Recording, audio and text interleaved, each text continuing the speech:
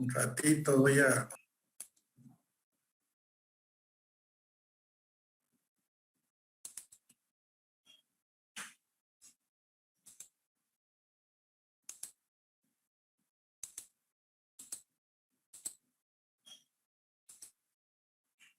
Ya. Bien, entonces, la materia es puente, ya ustedes me conocen todos, ¿no? O para los que no me conozcan, soy Silvio Gómez Río, voy a ser su profesor en la materia.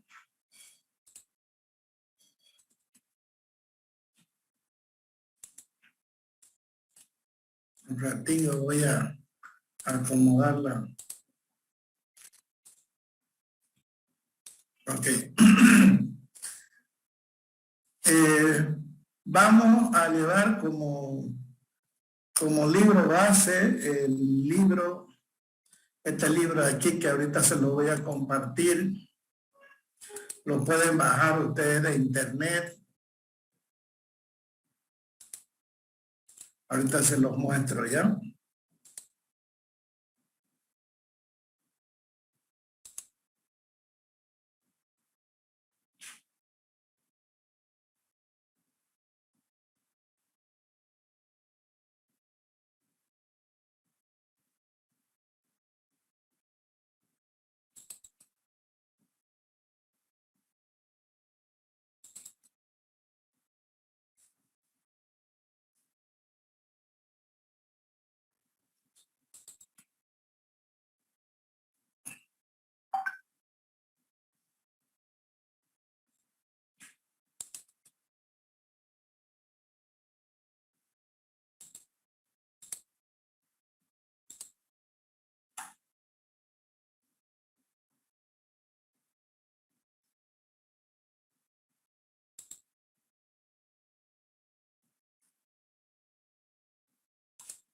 Bien, ahorita les comparto entonces.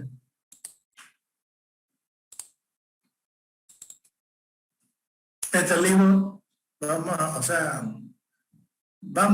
llevar todo lo que es la norma Ashton.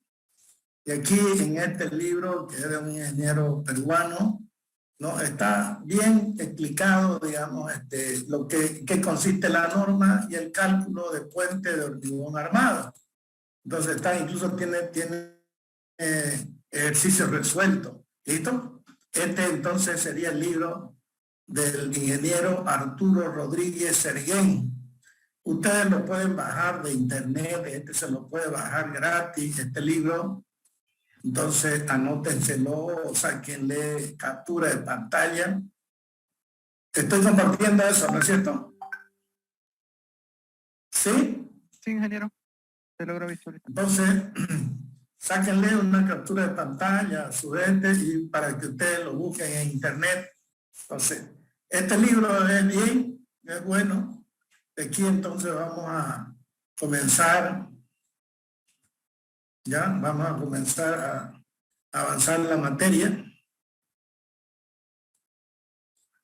Primero vamos a decir, bueno, este es un libro. ¿Cuál otro libro vamos a compartir antes de que entremos a la materia? Vamos a compartir este manual, o sea, manual de puente, que este es, fíjense, esta es la norma peruana. Y mediante un decreto supremo, ellos adoptan, ¿no? Aprueban el manual de puente mediante una resolución. El gobierno lo aprueba como norma y se adhieren ellos a la norma Ashton, a la norma americana Ashton, como su norma americana. Y ahí sale el manual de puente del año de diciembre del 2018. Este no es más que copia fiel de la Ashton. Ya todo lo que está aquí está en la norma Ashton. Entonces, está tal y cual, hasta con sus mismas unidades en inglés y después las unidades en el sistema MKS. Todo esta es la norma americana, entonces, no transcrita transcrita en español. Aquí vamos a ver toditas las tablas, las ecuaciones, las fórmulas, todo está aquí. Es una de 663 páginas, entonces aquí hay de todo, incluso hasta puente metálico, puente cajón, de todo lo que la norma habla, está aquí. Ya está. Entonces, esta norma, que vendría a ser el manual de la norma AASHTO, de la norma peruana, que es la AASHTO, y este libro de puente de Serguén, del ingeniero Arturo Rodríguez Serguén. Eso nos vamos a basar en ello. También voy a compartirles ahorita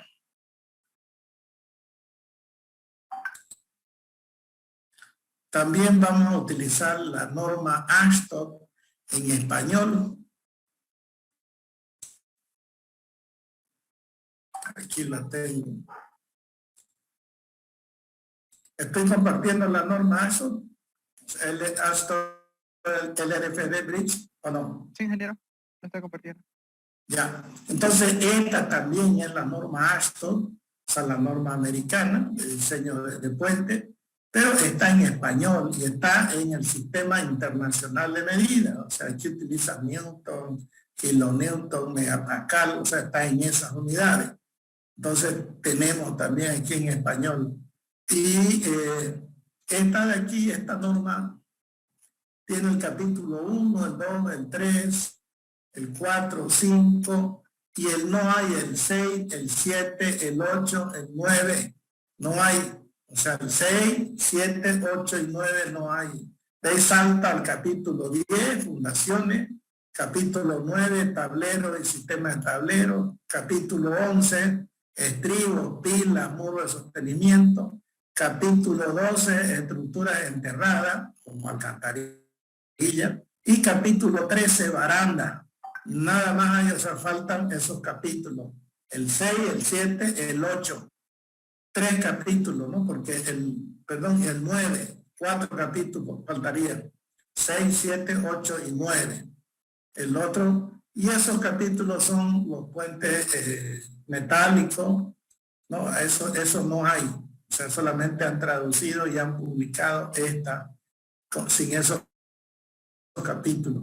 Lo otro se tendría que avanzar de la norma peruana, ¿no? Ver de la norma peruana. Algunas cosas han modificado de la AASHTO 2004, de esta versión, a esta versión del 2014. Ha variado. Y la norma peruana es del 2018, como hemos visto acá.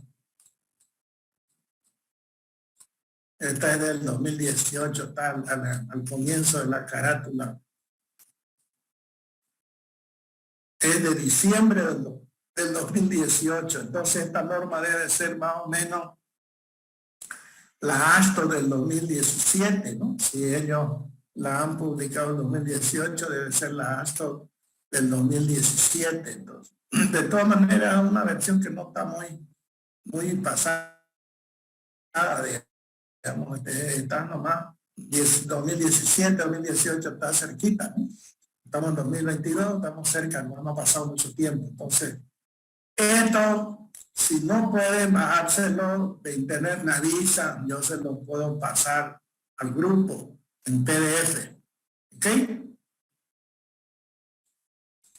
Bien, vamos a empezar entonces la materia. Vamos a ver, ya le he dado 3 libros para que ustedes se guíen. Vamos a evaluar la materia. Vamos a tomar examen parcial, 1 o 2 exámenes parciales, depende del tiempo, y un examen final. El examen parcial lo vamos a hacer sobre 35 puntos y el examen final sobre 40. Después, 25 puntos vamos a destinar para la parte práctica, de los cuales 15 puntos yo voy a dar trabajo para que ustedes me presenten. Eso yo lo voy a evaluar sobre 15. Y el ayudante, van a tener un ayudante él va a trabajar sobre 10 puntos. Entonces él seguramente le tomará examen, le hará ejercicio, le pedirá que hagan algún trabajo práctico y él me va a presentar la nota sobre 10 puntos del 100%, ¿no? 10 que tiene él para calificar. Y yo de los trabajos que ustedes me presenten a mí, yo le voy a calificar sobre 15. La suma de los dos entonces son 25. 25 y teníamos 35 en parciales, más 25 son 60 y más 40 serían 100%. ¿Listo? Otra cosa que es importante, la asistencia, el 70% de la asistencia es obligatorio. Si yo paso 10 clases, ustedes tienen que haber asistido 7 por lo menos. No tomo lista yo, porque Zoom, cuando abro el video que grabo de cada clase, lo bajo de Zoom, también bajo la asistencia. Y ahí me indica quiénes han asistido. Por eso es importante que en el grupo ustedes entren con su nombre y apellido como están inscritos en la U. Porque si entran un nombre y le ponen una calavera o cualquier cosa, ¿no? Algunos no le ponen nada, directamente su teléfono. Yo no soy adivino de quién es el teléfono. ¿Listo? Y tampoco voy a perder el tiempo tomando lista. Te prefiero hablar de otra cosa y no estar perdiendo el tiempo tomando lista. Entonces, por favor, pongan su nombre tal como están inscritos. Ya, su nombre, su y, bueno, su teléfono. Entonces ya yo reviso la asistencia y tiqueo. Si me aparece el teléfono nomás, ese tiene falta. Por más que haya venido todita y no pone su nombre y su apellido, para mí no vino nunca a clase. Y yo se lo estoy diciendo en esta clase, en la primera clase. Entonces, después no me van a decir que yo no sabía, que no sé qué. La asistencia es obligatoria.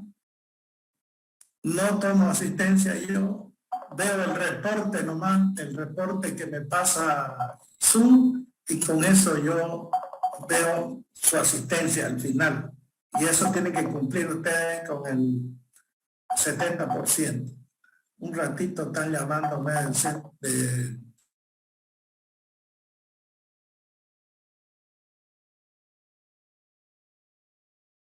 Para disculpar, era del centro de la carrera.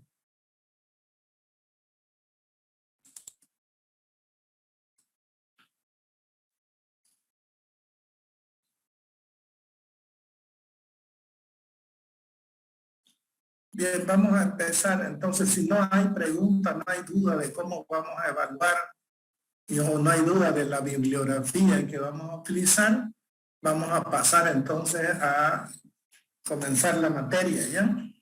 Inge, buenas tardes. Sí, adelante. Una consultita antes. ¿Cuánto de tiempo tendríamos sobre la hora de ingreso a clase para poder molestarlo, tal vez para que nos acepten en la clase? Disculpe. Van a disculpar, me olvidé de decirle, cuando quieran hablar o algo, por favor habiliten su cámara, ¿ya? Para que yo lo conozca. Yo no sé al final con quién está hablando ni nada. Habilite su cámara, por favor, se ven.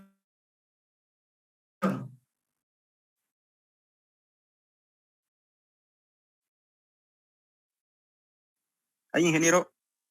Sí, está bien ahí.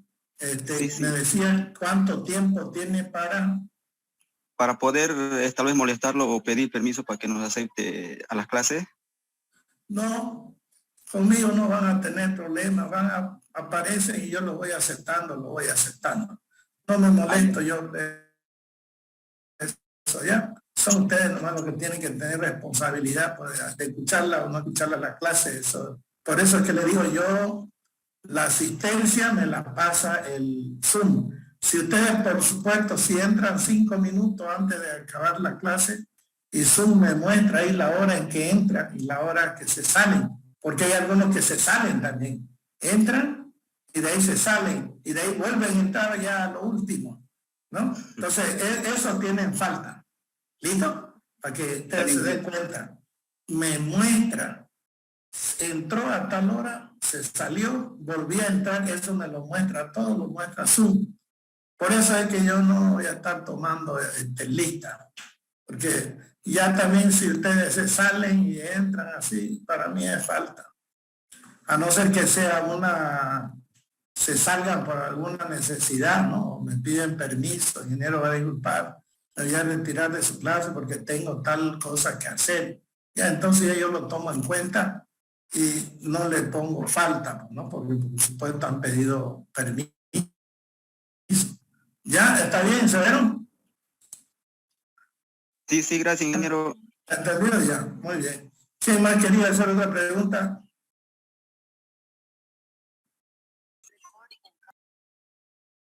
Disculpe, ingeniero, sobre los exámenes,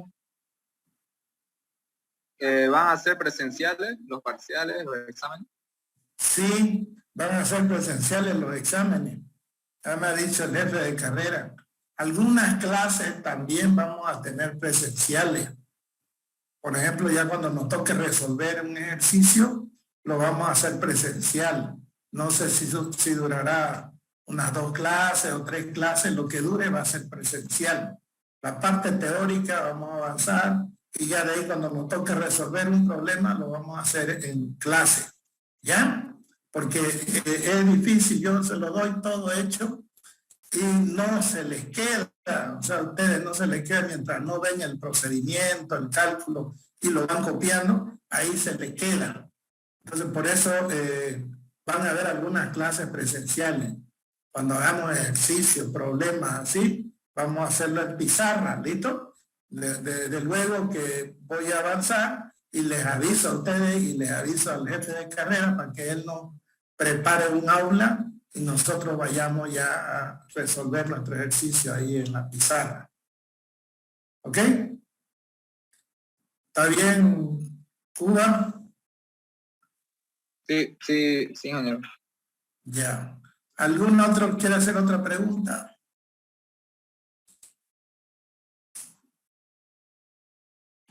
Grecia, creo que quería preguntar algo. No, ingeniero.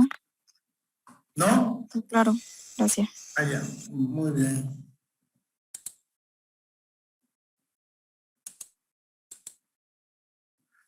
Bien, vamos a empezar entonces con la materia ya.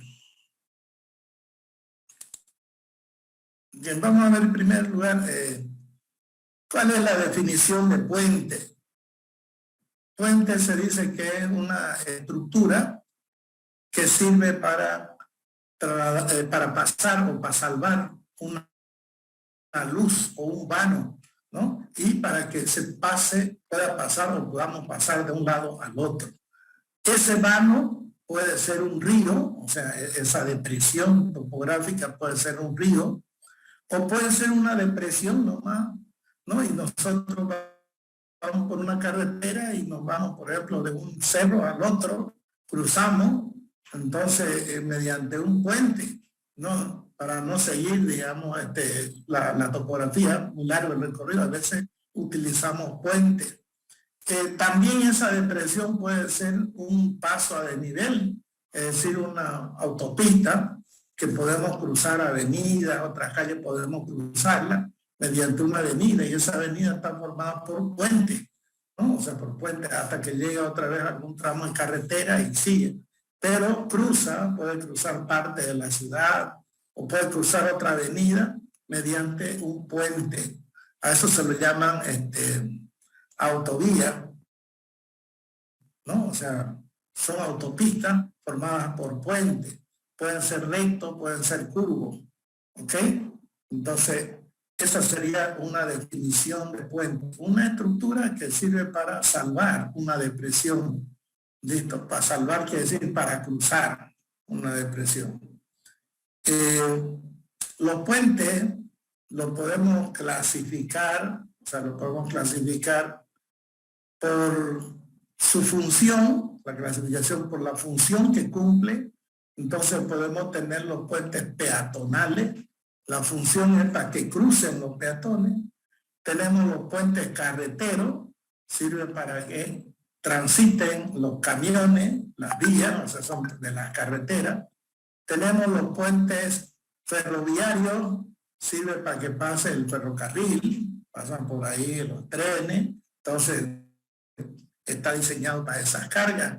También tenemos los puentes acueductos. Estos puentes acueductos sirven para llevar agua. Yo hice una vez un puente para riego, por ejemplo, y tenía que cruzar una quebrada.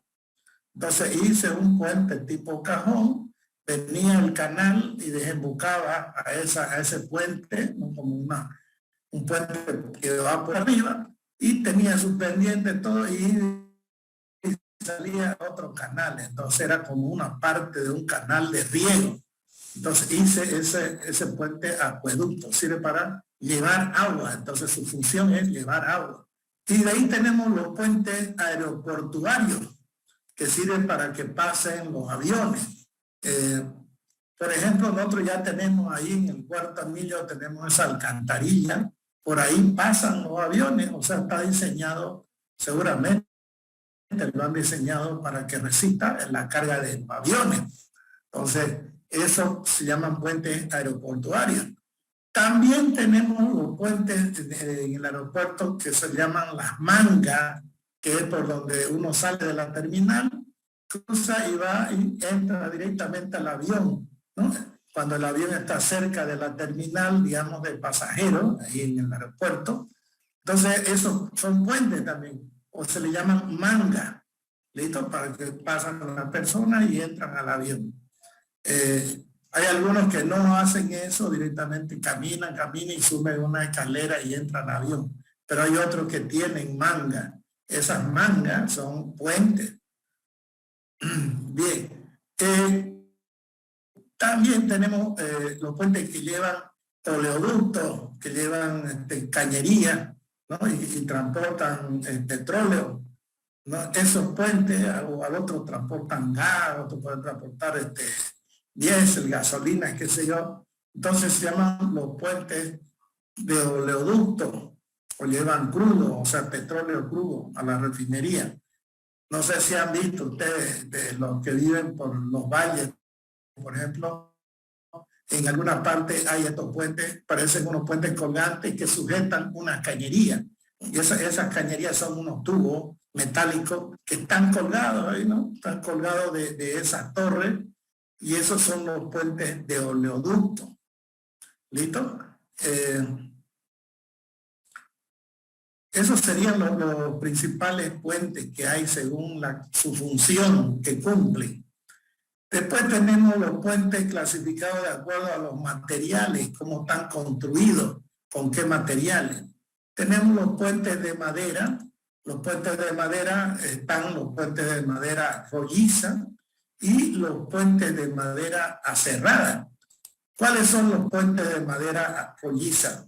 Son los que están formados por troncas. No sé si han visto ustedes, hay algunos lugares donde sacan caña o sacan, ¿cómo se llama? Soya. Entonces, en algunas partes ustedes ven, cuando entra uno, o sea, se para de la carretera y entra un camino de tierra, encuentra estos puentes, ¿no? Formados por tronco, entonces, y todo está construido con tronco, desde los estribos, todo lo acomodan y forman estos puentes de madera, se llama de madera rolliza, porque están todavía en rollos, no están aserradas. También hay puentes de madera ya aserrada, ya la cortan cuadrada o la unen entre dos vigas y forman una viga más alta. Le ponen unos tacos que sirven para absorber el corte. Entonces uno puede combinar y formar las estructuras que uno quiera del puente. El tablero del puente está formado por vigas que están asentadas de canto. De ahí le ponen unos tablones que se llaman los huelleros, por donde pasan el camión, pasan los camiones. Esos pueden ser de madera cerrada. ¿Listo? Y esos puentes no tienen una vida útil, porque la madera pues no dura mucho. Y peor acá en nuestro clima húmedo, entonces poco dura. Esos son los puentes de madera, están construidos de madera. Después tenemos los puentes con mampostería, los puentes con mampostería de piedra, mampostería de ladrillo, y hay algunos que son directamente de piedra. Por ejemplo, hay algunos puentes que no tienen nada, un aglomerante, digamos, de junta, no tienen, son piedras talladas y forman bóveda. Entonces, eso hay todavía en Potosí, en Oruro, por ahí en los valles que van a algunas provincias, uno encuentra esos puentes. Entonces, tallan la piedra, forman una bóveda y luego lo rellenan con piedra triturada, ¿no? Y por encima pasan los camiones. Esos son puentes de piedra, entonces, ¿no? Hay puentes de piedra. Y los de mampostería son los que ponen un poco de hormigón, luego otro poco de piedra y van asentando y le van dando una forma. También forman arcos. Esos puentes de mampostería no tienen fierro, entonces trabajan todo a compresión y su estructura principal es el arco, entonces van formando arco. También hay puentes de mampostería de ladrillo. Aquí en Santa Cruz, nosotros cuando estábamos haciendo el segundo anillo, yo trabajaba en la alcaldía, en la parte del proyecto, y estábamos haciendo el canal del segundo anillo que viene desde ¿cómo se llama? La calle que entra, donde antes era el Cine Party, ¿se acuerdan? La Escuadrón Velasco creo que es esa, ¿no? De por ahí, de la Escuadrón Velasco sale el canal cerca de ahí y comienza a correr por el segundo anillo. Llega a la Grigotá y de la Grigotá viene y pasa por el Hotel La Siesta. O no es el Hotel La Siesta, creo ese. ¿Cómo se llama? Hotel La Quinta, ingeniero. ¿Qué? Hotel La Quinta. La Quinta, exactamente. Hotel La Quinta viene y ahí había una alcantarilla de ladrillo que no se sabe. Preguntamos a Zaguapap, no nos dijo. Nosotros éramos de la alcaldía, no teníamos datos históricos, no sé quién lo haría, pero hicieron un arco de mampostería de ladrillo, adobito. Oye, y eran por lo menos unos 200 metros por lo menos de bóveda, y por ahí salía el agua del segundo anillo, entonces por ese canal. Ya nosotros tuvimos que, abrimos en la excavación, tuvimos que demolerlo todo ya para poner el canal más grande. Entonces, fíjense, de mampostería de ladrillo se pueden hacer bóvedas. ¿Y cuántos años tendría eso? O sea, no averiguamos, o sea, porque sería lindo, digamos, ver quién lo hizo, en qué año, todas esas cosas, ¿no? Porque tengo yo fotos, algunas fotos que tomé cuando abrimos y estábamos demoliendo la bóveda esa de ladrillo. Entonces, hay mampostería de piedra, mampostería de ladrillo, se pueden hacer bóvedas y esas bóvedas sirven como puente. La definición de puente dice una estructura, no dice una viga, ¿no? Una estructura puede ser una viga, puede ser un arco, puede ser un puente cajón, puede ser una losa. Entonces, una estructura puede ser cualquiera de esas que trabajan como puentes, que sirven para trasladar de un lado al otro, ¿no? Para que uno pueda cruzar. Bien, también tenemos los puentes de acero estructural. Los puentes de acero estructural son los puentes que están formados por perfiles metálicos, ¿no? Perfiles en I, perfiles en L, son los puentes esos ferroviarios. El puente de Paila, por ejemplo, el antiguo, ese es un puente metálico. Teníamos también el puente de la Amistad, ¿no? De ida, creo que está pasando Montero, no, pasando por Tachuelo, ¿no? Pasando por Tachuelo hay un puente de la Amistad. Entonces, esos son puentes metálicos. Y hay un montón de puentes que estaban haciendo y quedaron en lo seco. Yo por lo menos conozco unos 3 que estaban en lo seco Y esos puentes son los que han sacado los menonitas, pues todos esos puentes están quedados en los secos, toda esa estructura la han sacado y han comenzado a hacer otros puentes. Los menonitas se han hecho puenteros, han hecho puentes, en algunos les ha salido bien y en otros ha fallado el puente. Entonces esos son los puentes estructurales. También tenemos los puentes de acero que están formados por cables, ¿no? Se llaman los puentes colgantes. Entonces hay unos cables que sostienen y los suspenden y la estructura del puente puede ser de hormigón o puede ser también de acero estructural. Pero la cosa es, lo importante es ahí que el acero, lo más resistente del puente son los cables con los que sostiene el puente. Entonces. También hay los puentes atirantados, son cables también que los sostienen al puente. Esos son los puentes atirantados. Más o menos les voy a mostrar una figura.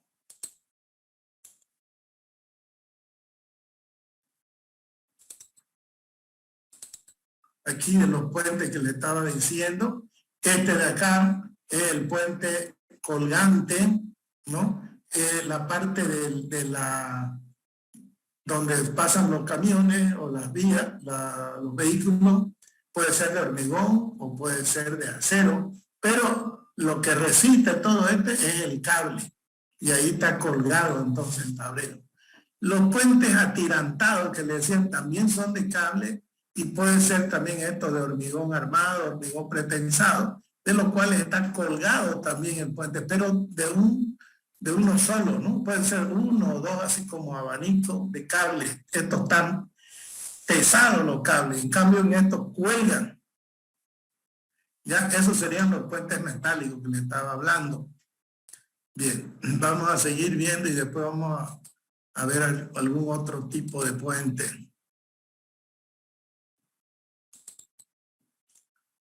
Bien, tenemos los puentes de sección compuesta. ¿Cuáles son estos puentes de sección compuesta? Por ejemplo, si yo tengo vigas de madera, supóngase que yo agarro y veo una viga de madera de cuchi, por ejemplo, ¿no? Y tiene, bueno, 7 metros, consigo esas vigas. Y me parece bonita la viga de cuchi, bueno, me gusta. Le hago todo la fundación, se la puedo hacer de hormigón y asiento esas vigas y después le vacío una losa encima. Pero el cuchi es la viga que resiste. Entonces a eso se lo llaman puentes mixtos o de sección compuesta. Quiere decir que tengo viga de madera y la losa es de hormigón. O puedo tener viga metálica, o sea, puedo yo también agarrar y colocar unas vigas metálicas y encima vaciarle una losa, ¿no? Por supuesto que en el contacto entre la viga y la losa, tendré que poner algunos pernos, algo para el cortante, el corte que vaya a haber entre viga y losa. Ahí se genera una fuerza de corte y esa tengo que absorberla entonces con algunos pernos, ¿no? Puedo meter broca y poner perno y eso sirve para absorber los esfuerzos de corte. Entonces, son los puentes mixtos, se llaman, o puentes de sección compuesta. Luego tenemos los puentes de hormigón armado. Concreto armado se le llama, o concreto reforzado, es la traducción, digamos, del inglés al español. Entonces, la norma CI nunca llama hormigón, siempre llama concreto, ¿ya? Y la palabra hormigón, bueno, es de la traducción española, pero en realidad su vez es concreto, reforzado, quiere decir que es concreto con armadura, reforzado con fierro. Y en estos puentes de concreto, pues, tras que comenzaron a aparecer, comenzaron a desaparecer los puentes de madera, de mampostería, comenzaron a desaparecer, porque todo el mundo ahorita quiere hacer un puente y ya piensa en hormigón. Eso, por ejemplo, no quiere decir que no se pueda hacer puente de mampostería, tierra, esas cosas. Se puede hacer, Yo tuve un ayudante ya hace sus buenos añitos, no lo he vuelto a ver, que vivía creo en Potosí o por Oruro, no sé dónde era su pueblo. Y me dijo que quería hacer y se fue con esa idea y creo que lo hizo un puente para su comunidad o algo por ahí, un puente de mampostería, ¿no? Y me pedía los datos, cómo hacía esto y le iba diciendo, yo hacer tu encofrado, colocar y vas haciendo el arco. Nosotros hicimos también un arco por aquí, por el kilómetro 6, por el kilómetro 6 de ida por la doble vía, hicimos una bóveda que salía de un barrio y iba al canal del Sexto Anillo. Entonces, ahí hicimos también, y se puede hacer. Por eso es que le digo yo, a veces uno piensa y es todo hormigón armado. Se puede hacer de bóveda de hormigón ciclópeo o bóveda de mampostería de piedra. Entonces, el hormigón armado desplazó todito eso. Ahora, no es porque sea más barato, ¿no? Sino porque es más sencillo, pues le ponemos las vigas, encoframos todo, es más sencillo. No hay mucho misterio, entonces es más sencillo. Pero de repente no sea el más barato. De repente no sea el más barato el puente de hormigón armado. Y luego apareció el concreto preesforzado ya, ¿no? Que le llamamos el hormigón pretexado. Entonces, este también lo fue desplazando y lo está desplazando al hormigón armado, este material, ¿no? ¿Por qué? Porque se consiguen mayores luces, menos peso, la fundación no es tan robusta como para el hormigón armado, no tiene sus ventajas este material de hormigón preesforzado o de hormigón pretexado. Entonces, estos son los últimos materiales que han salido. Por último, tenemos, no sé si han visto ustedes algunos videos, tenemos vidrio ya, puentes de vidrio que hay en China. No sé si han visto esos puentes de vidrio, ¿no? Hay un puente también con fibra de vidrio. O sea, hormigón con fibra de vidrio. La fibra de vidrio tiene una resistencia altísima y entonces trabaja muy bien a la tracción. Entonces se utiliza en vez de armadura fibra de vidrio. También tenemos fibra de carbón, también es otro material resistente, ¿no? Que lo utilizamos para poner como trenza, digamos, para poner a la parte traccionada. Lo malo es que de estos elementos es que no ayuda, digamos, la inercia, ¿no? Si yo le pongo o sea, vienen así como una tela. Si yo la pongo, por ejemplo, abajo de una viga de hormigón, bueno, pues aguanta bien a la tracción, pero cómo yo voy a garantizar su adherencia, cómo voy a adherir. Ya tendría que estar hecho el hormigón y tendría que poner algún pegamento que garantice una adherencia buena y trabaja. Entonces, cuando quiera deformarse el hormigón para abajo, la fibra que tiene alta resistencia no la deje, ¿no? Eso habría que garantizar, habría que hacer las pruebas, hacer probetas. Eso da para un trabajo de investigación. El que quiera hacer un trabajo de investigación puede ver y definir la adherencia, cómo solucionar ese problema para poder hacer estructura y no poner fierro, sino poner fibra de vidrio o fibra de carbón. Y ver el costo también, si se justifica, si son económicamente, compiten con el acero de construcción.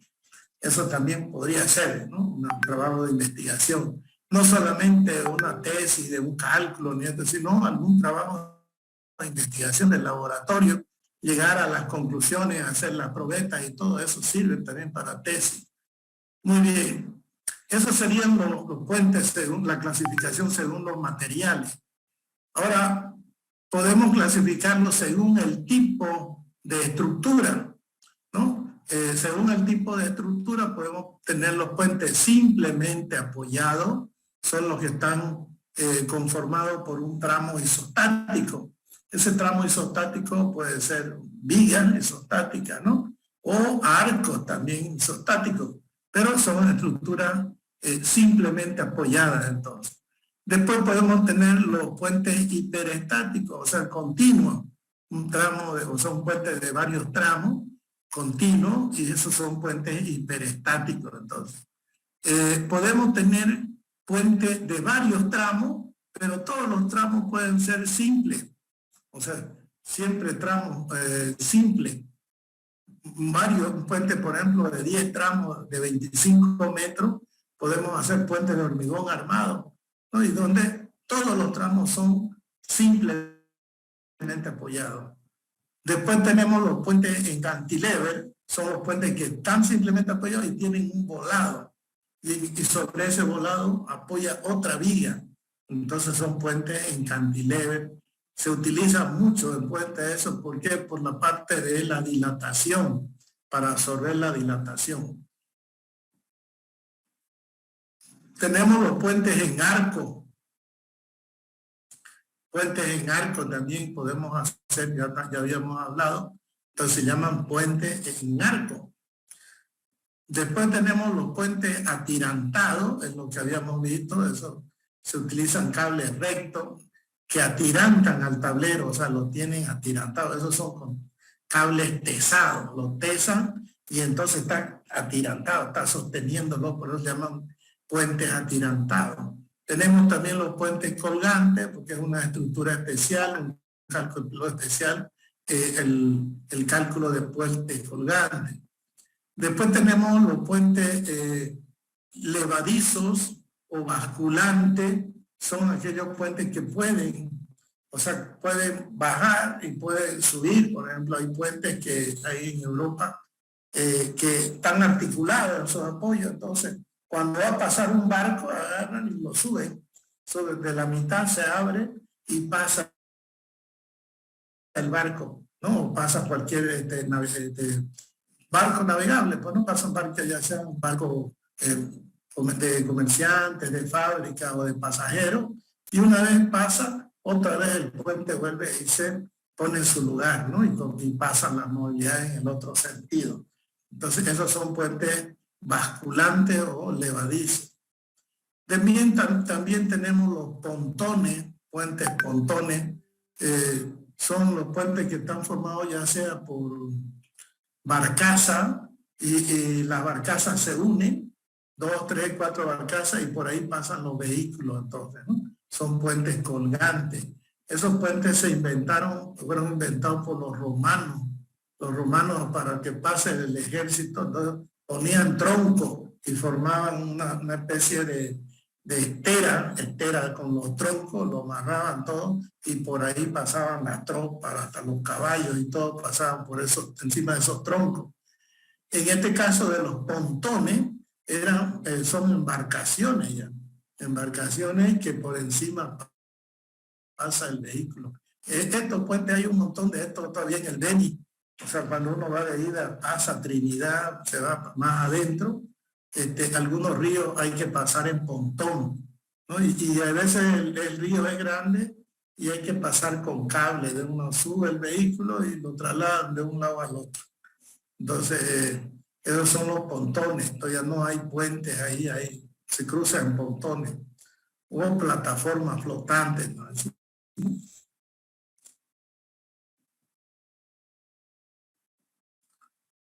Dice aquí, también con esa denominación son referidos a los puentes pequeños, cuya longitud no supera los 10 metros, o sea, son pontones. Bien, luego tenemos los puentes según la geometría en planta. O sea, yo lo agarro y dibujo mi puente en planta. Y si son rectos, se llaman puentes rectos.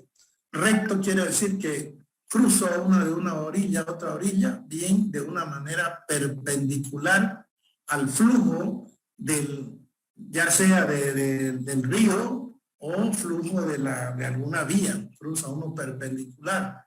Entonces, a eso se le llaman puentes rectos. Hay casos en que la vía que atraviesa ya sea un río, una quebrada o una depresión, a veces no lo cruza recto, ¿no? Lo cruza un poco medio formando un ángulo, a eso se llaman puentes esviajados, ¿ya? Entonces eso quiere decir que el ángulo que forma entre el eje del puente y el eje de la depresión, que esa depresión puede ser una quebrada o un río, ese ángulo entonces, uno de los ángulos tiene mayor a 90 y el otro es menor a 90. Entonces están formando una inclinación. A eso se llaman puentes esviajados. Y por último tenemos los puentes curvos, o sea, que hacen una curva, que precisamente esos son los que están en las autopistas, ¿no es cierto? Los puentes de autopista. ¿Por qué? Porque van formando una curva para empalmar con otro camino, otra vía, etc. Entonces, ahí los puentes rectos, puentes esviajados y los puentes curvos. Según la duración o el tiempo de vida útil que tiene el puente, estos puentes pueden ser definitivos o pueden ser temporales. O sea, hay puentes temporales y puentes definitivos. Los temporales pueden ser los puentes hechos de madera roliza, ¿no es cierto? Son temporales porque de repente para una o dos, tres zafras lo hacen y de ahí ya no pasa a nadie, entonces se van para otro lado, hacen otro puente, son puentes temporales entonces. ¿No? Y por último, si hay que estorban, se lo saca, ¿no? Para el drenaje, para que funcione bien el drenaje de la zona. Y los definitivos, los puentes definitivos, bueno, son aquellos que se hacen ya pues, con una duración de más de 20 años, ¿no? 20, 25, 30, 50 años de vida útil del puente. Entonces a eso se le llaman puentes definitivos. ¿Perfecto? Bien, según la clasificación, entonces tenemos esa clasificación. Puede haber más clasificación según otros aspectos, pero esta es la más básica, digamos, que conocemos. Bien, ubicación y elección del tipo de puente. El puente se elige dependiendo su longitud, ¿no? Su longitud. Dependiendo la altura de la depresión, si es muy alto, sí. Entonces elegimos el tipo de puente y también definimos también la longitud del puente. Entonces, la localización nos la da la topografía y el trazo de la vía, o sea, el trazo de la carretera o vía que va a pasar por ahí. Esa nos indica entonces. Y a veces es muy caro hacer un puente esviajado y a veces hay que hacerlo recto. Entonces a veces hay que modificar el trazo geométrico del camino por la cuestión del puente, ¿no? O sea, para hacer el puente uno lo ve sale muy caro, muy largo, prefiero meterlo por acá, o por donde está diseñada la carretera es muy ancho el río. Si yo me muevo un poquito, digamos unos cuantos metros, unos 500 metros más arriba o más abajo, entonces de repente hay una sección más definida, una sección más corta, el puente no sale muy grande. ¿Listo? Entonces eso a veces hace mover el diseño de la vía. Entonces yo diseño mi carretera, todo está bien, pero ya cuando yo comienzo a hacer ya las obras de drenaje, por ahí un puente de eso modifica un poco el trazo. No quiere decir que lo modifique el trazo, no pasa por ahí. Sino en algunos sectores hay que hacer algunas modificaciones. Listo, por cuestiones de economía, porque a veces sale muy caro el puente. Entonces la localización es importante, ¿no? La parte de alineación, alineamiento, la pendiente, la rasante, por la cuestión de la vía y el puente que se va a hacer. Bien, el tipo de puente también sale de esa longitud que tiene. A veces tenemos un puente, digamos, y la depresión es muy honda. O sea, por allá, por abajo pasa el río o pasa y es altísimo, entonces tengo que cruzar yo por arriba. Entonces, ¿cómo voy a poner encofrado?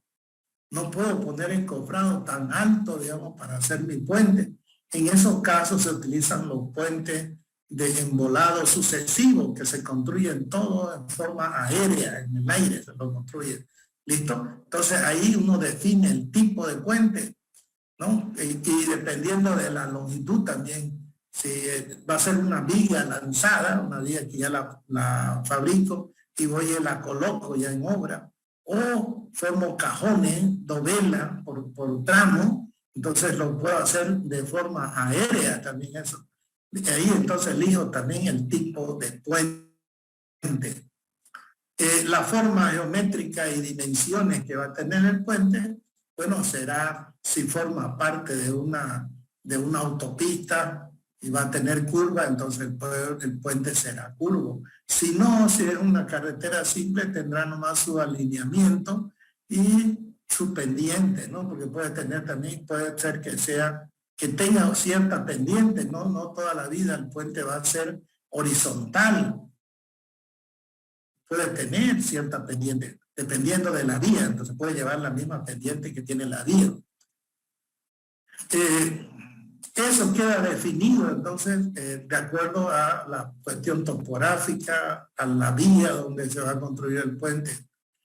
Las dimensiones del puente, si es que el puente va a ser ancho, de doble vía, 3 vías, eso dependerá del estudio de tráfico y de qué tipo de carretera, porque si tengo una carretera de 2 vías, no voy a hacer un puente de 1 vía. Por ejemplo, eso estrangula y va a haber problema ahí. Si es de 2 vías, tengo que hacer un puente de 2 vías. ¿Ya? Entonces, a no ser que haga 1 vía primero y la segunda etapa haga el puente de la otra vía. Entonces, eso también hay que verlo.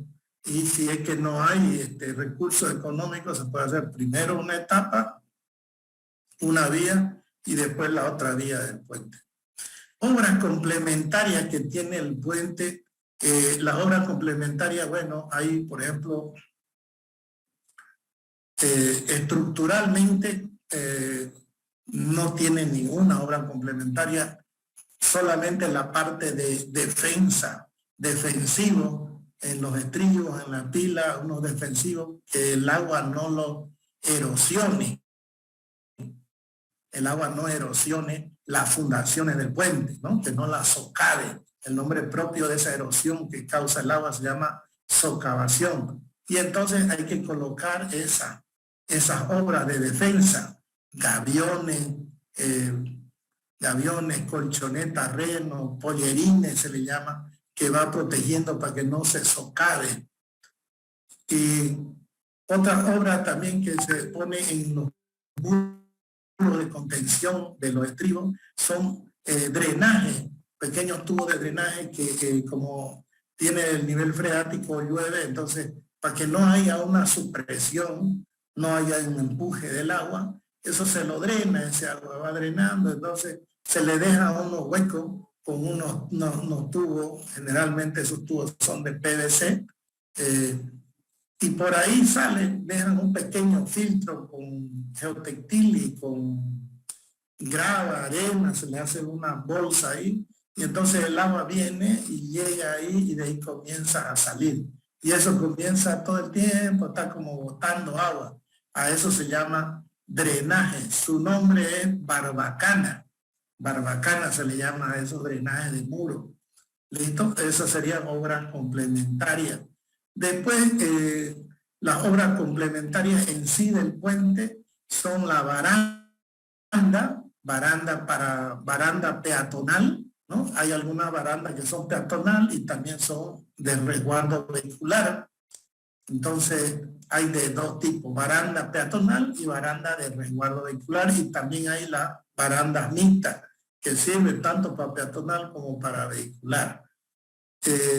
Tenemos también las barreras de dirección. Esas barreras de dirección son los muros, esos que han visto ustedes, muros de hormigón, se llaman perfil New Jersey, tienen una forma casi como un trapecio.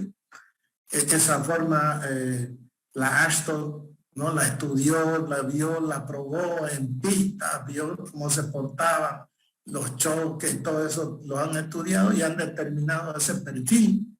Por eso se llama barrera New Jersey, porque lo estudiaron ahí.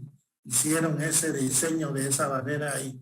O sea, pisa una llanta abajo y esa barrera no se vuelca. Más bien esa barrera, por su geometría, trata de meterlo de nuevo al camión adentro, a la vía. Camión que se quiera salir por descuido, por lo que sea, trata de meterlo de nuevo, su forma geométrica de esa barrera.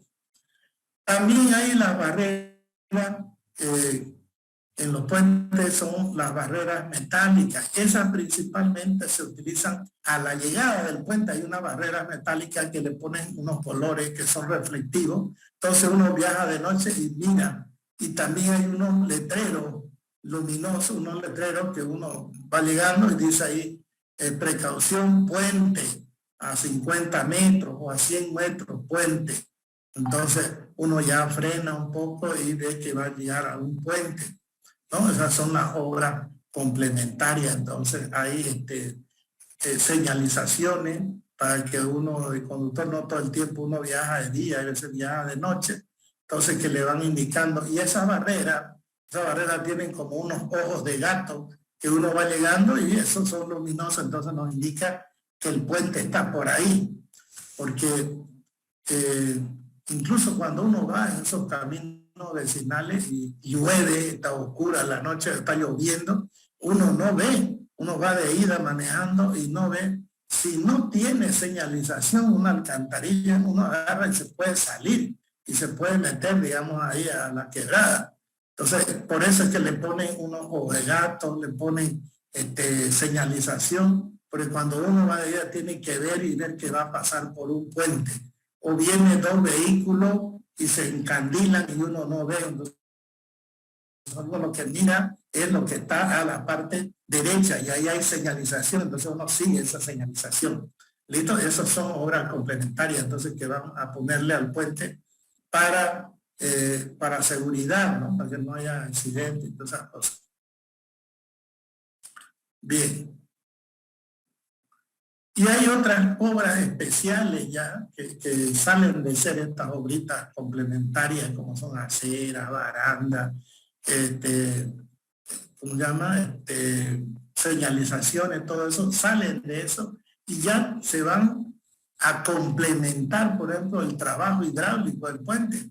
Si yo con el puente le gané un poco al río, quiere decir que lo hice un poco corto y mis fundaciones la metí un poco al río, ¿qué va a suceder hidráulicamente? Va a suceder que le estoy quitando sección hidráulica. Usted sabe que el caudal es igual a velocidad por área, ¿no es cierto? La fórmula del caudal es igual a velocidad por área. Si yo le he quitado área, ¿qué es lo que va a suceder? Va a haber mayor velocidad ahí. O va a haber mayor tirante, mayor altura. El agua va a subir.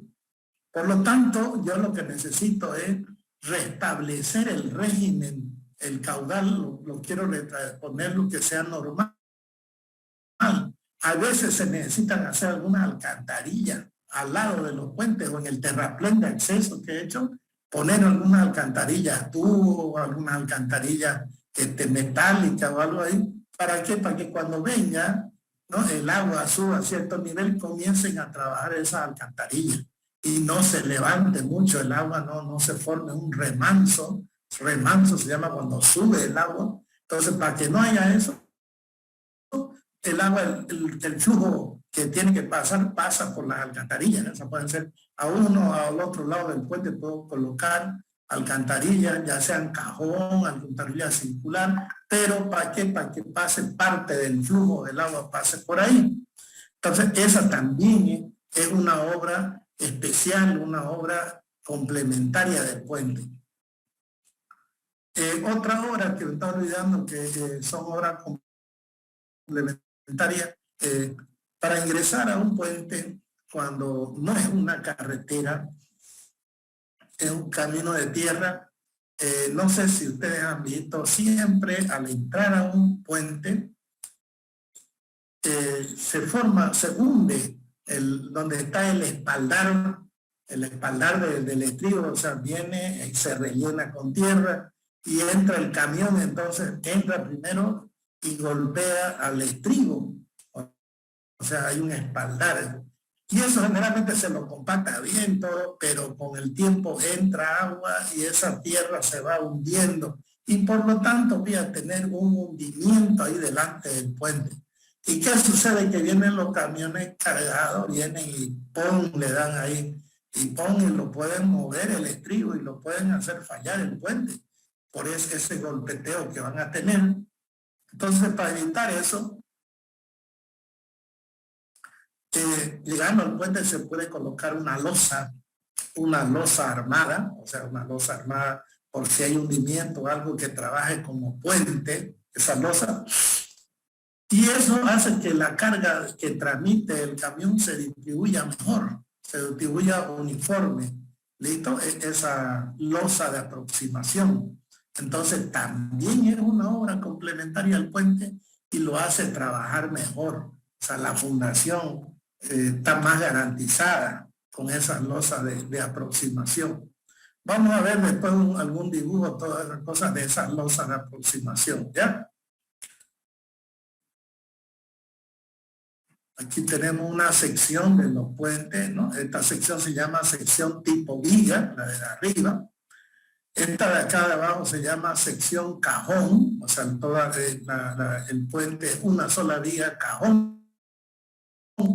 Entonces, trabaja como una viga. La ventaja de esta es que trabaja a torsión. Muy bien trabaja a torsión, entonces sirve para puentes curvos, porque ustedes saben, los elementos curvos tienen torsión. ¿Listo? Y en cambio, estas aquí trabajan muy bien para puentes rectos. Las puentes tipo viga.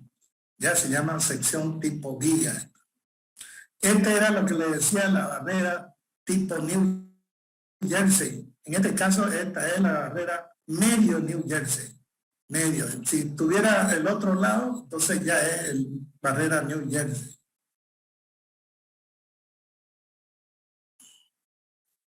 Bien. Vamos a ver los estudios básicos de ingeniería para el diseño de puentes. Yo quiero que ustedes se formen grupos de 5 personas, suficiente de 5, y formen su grupo. Les voy a dar este trabajo práctico para ustedes, para que investiguen ya los estudios básicos de ingeniería. Entonces, lo vamos a nombrar y ustedes lo van a estudiar y lo van a exponer. Entonces van a estudiarlo más a profundidad, van a ver cuáles son los detalles de estos estudios.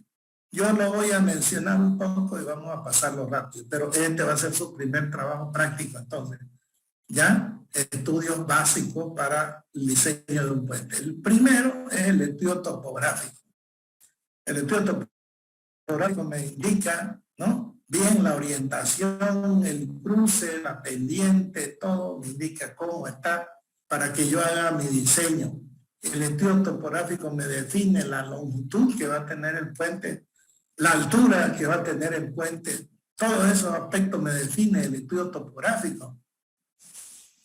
El estudio topográfico, si es que es un río, me define la velocidad del flujo del agua, que es importante en los puentes que están sobre ríos o sobre quebradas. ¿Por qué? Porque tengo la velocidad del agua. La velocidad del agua causa erosión en la tierra. A eso le hemos llamado la socavación, es decir, comienza a socavar, pilla un elemento por ahí duro y el agua viene y choca y forma una turbulencia. Esas partículas en turbulencia son poderosas porque van para todos los lados y comienzan a sacar el material, la tierra, la remueven ritio, arena, remueven hasta arcilla, la remueven, o sea, el agua con la velocidad y la fuerza. Eso se llama la socavación. Y ese fenómeno de socavación, o sea, cuando tiene mucha pendiente el cauce, este problema de socavación más o menos está entre un 80 a 90% de las causas de falla de un puente. O sea, los puentes han fallado no porque la viga no resista, pero son vigas con carga, las normas proporcionan carga que nos dan estructura bastante rígida y a veces no falla por la resistencia de la viga. ¿no? Sino que la fundación, el agua la socava y falla la fundación y entonces el puente se viene abajo, pero no falla por resistencia. Entonces, entre 80 y 90% de la falla de los puentes ha sido por socavación. Por lo tanto, el punto número 2 de la investigación de ustedes va a ser ¿qué es la socavación? La socavación, ¿cómo se estudia? ¿Cómo se la calcula la socavación? ¿Listo? Entonces ya tienen 2 puntos, estudios básicos para el diseño de puentes y la socavación. Esas son las del trabajo de investigación. Yo voy a abrir mi clase de Classroom, o sea, la clase, y ahí le voy a pedir el trabajo práctico, entonces, para que ustedes me presenten el próximo lunes. ¿Listo? Ya entonces ya les voy dando trabajo práctico. Entonces la topografía es importante. Me indica la pendiente que tiene el río. ¿Por qué? Porque yo puedo sacar un perfil longitudinal del río. Me indica las secciones transversales que tiene el río.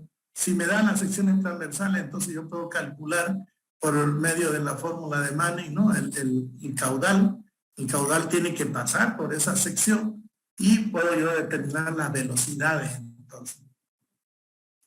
Luego tenemos el estudio de hidrología e hidráulica. Este también es importantísimo porque para saber la velocidad y todo yo necesito saber cuál es el caudal que pasa por ahí. Y la hidrología es la que me da el caudal, ¿no? Medimos los caudales, las velocidades, todo me da eso de hidrología. Entonces, dándome esos parámetros, ya yo puedo hacer el diseño hidráulico.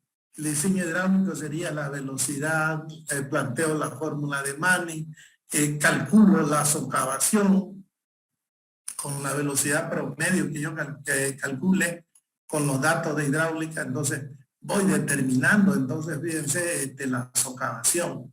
Y la socavación, voy a tener socavación diferente, de diferentes autores, de diferentes ingenieros. Y yo hago un estudio, ¿no? De uno, de otro, porque cada fórmula está recomendado para ciertas condiciones. Entonces yo veo, leo y voy aplicando qué fórmula voy a aplicar o aplico una fórmula general. De todas maneras ya estimo una altura de socavación. La altura de socavación quiere decir la altura que se va a socavar, que va a salir el material. Porque lo grave es cuando socava, yo hago mi fundación y la socavación esa llega a la fundación. Entonces, ¿qué es lo que hace? Viene y se dalea pues, el estribo.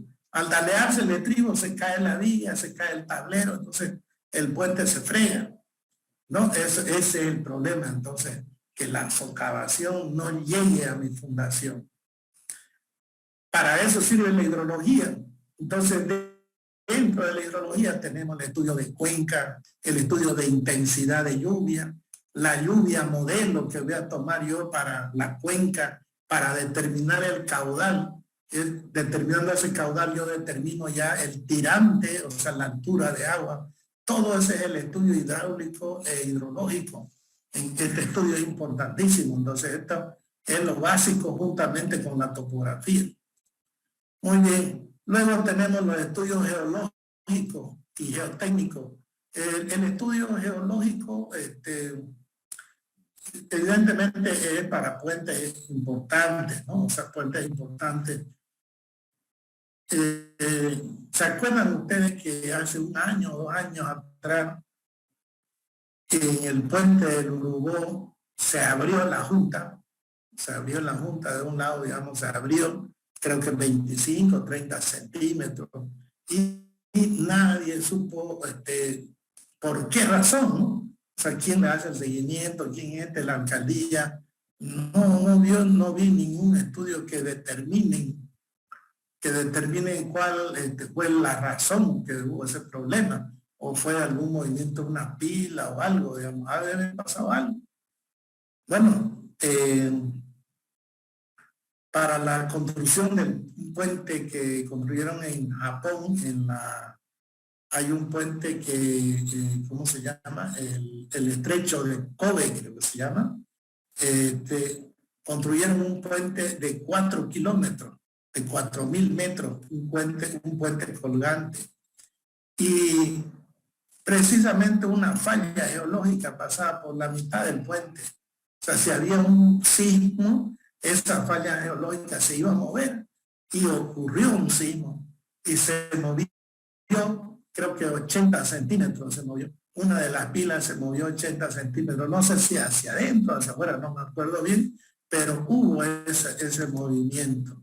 Entonces, ese problema hace a veces, y uno cree que no, que una viga se movió o se movió una pila.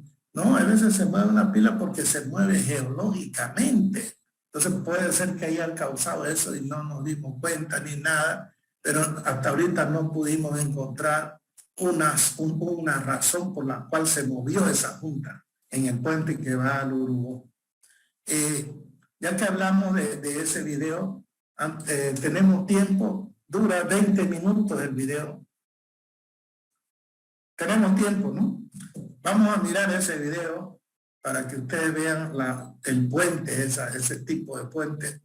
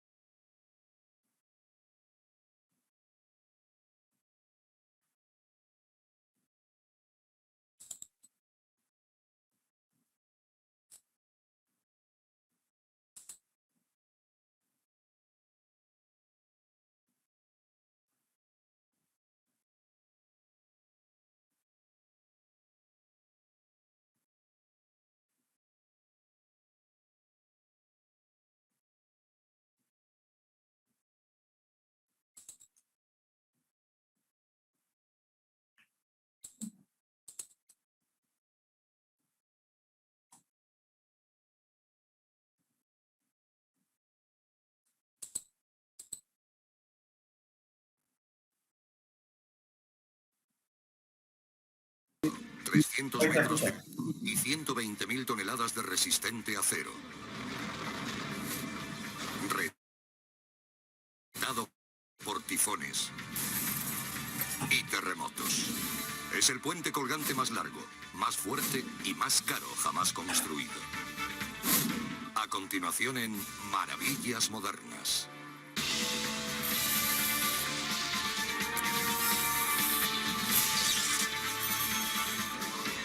El puente más largo del mundo. Son aguas muy turbulentas. Una zona azotada por tifones. Castigada por mareas y corrientes que alcanzan los 4,5 metros por segundo.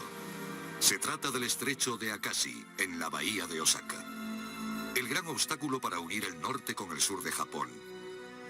Esta masa de agua de 2,5 kilómetros es ahora atravesada por el puente más grandioso del mundo. El diseño en suspensión tecnológicamente más avanzado jamás construido. El puente Akashi Kaikyo. Los japoneses se enfrentaban a un reto muy interesante en el estrecho de Akashi, que no es muy ancho. Es un importante canal de navegación. Unos 1.400 buques comerciales lo atraviesan cada día, a lo que se le suman las fuertes corrientes o el flujo de agua que lo recorre. El canal de Akashi era un gran reto para los ingenieros japoneses. El estrecho tiene más de 100 metros de profundidad y las fuertes corrientes que lo atraviesan provocan fuertes mareas en la superficie y una rápida erosión del lecho marino. Está atestado de veloces cargueros y pesqueros faenando y en medio de todo esto, los ingenieros propusieron colocar 2 torres de casi 300 metros de altura y unirlas mediante un tablero de casi 4.000 metros que comunicaría el norte con el sur. El desarrollo económico es muy importante para los japoneses y, por supuesto, las zonas de Tokio y Osaka tienen una gran densidad de población. Los japoneses siempre intentan favorecer el desarrollo económico en todas las zonas de su país y para ello deben poder acceder desde los núcleos de población a lo que una vez fueron lugares inaccesibles. Por ello crearon una red de transporte basada en ferrocarriles y autopistas.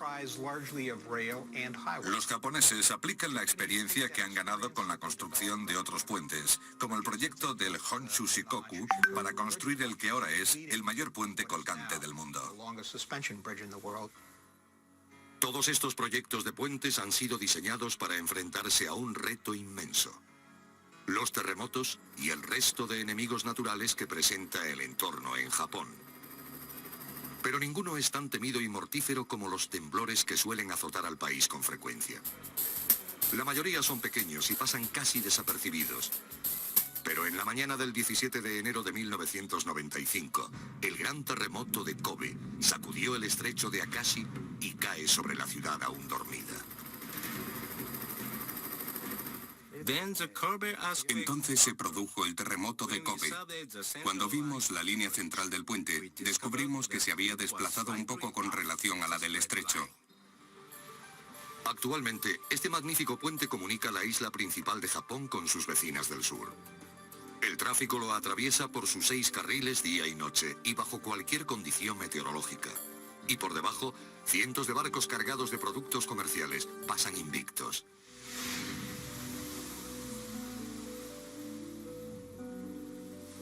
A comienzos de su historia, Japón era una nación dividida y rodeada por agua. A mediados del siglo XIX hubo algunos intentos de poner a Japón al día respecto a Occidente. Con Gran Bretaña entrando en la época victoriana y la revolución industrial barriendo Norteamérica, Japón se inspiró en la técnica y la experiencia occidental. En el siglo XX, modernos barcos de vapor ya conectaban las islas del archipiélago japonés. Pero los ferries y los barcos pequeños a menudo caían víctimas de los fuertes vientos y las corrientes. A finales del siglo XIX, ingenieros japoneses viajaron a Estados Unidos y Gran Bretaña para estudiar la construcción de algunos grandes puentes colgantes de la época, incluyendo el de Brooklyn, en Nueva York. Se llevaron estos conocimientos a Japón, pero pasarían casi 60 años antes de ponerlos en práctica en grandes proyectos. A finales de los años 30, los planes para la construcción de un puente a gran escala grande ya estaban en las mesas de dibujo. Pero la Segunda Guerra Mundial desviaría los recursos, la mano de obra y el esfuerzo de la tarea.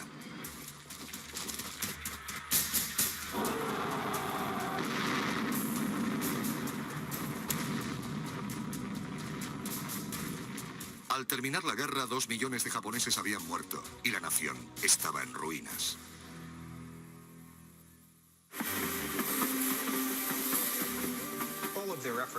En realidad, sus esfuerzos comenzaron tras la Segunda Guerra Mundial. Los japoneses empezaron a construir grandes puentes y estructuras que salvaran sus estrechos y las aguas del mar.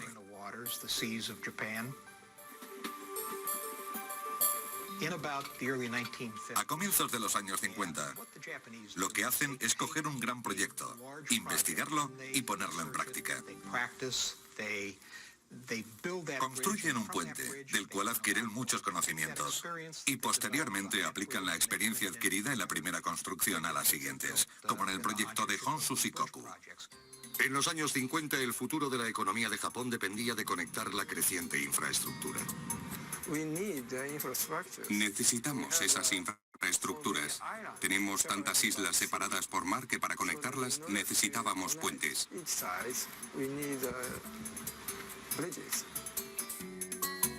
Pero tender puentes sobre los canales de Japón no resultaría fácil. Muchas de estas aguas, la principal línea comercial de la isla-nación, son conocidas por sus fuertes corrientes y mal tiempo. Esto hizo que el tráfico marítimo no fuese fiable, aunque construir un puente para comunicar las distintas orillas parecía una tarea intimidatoria.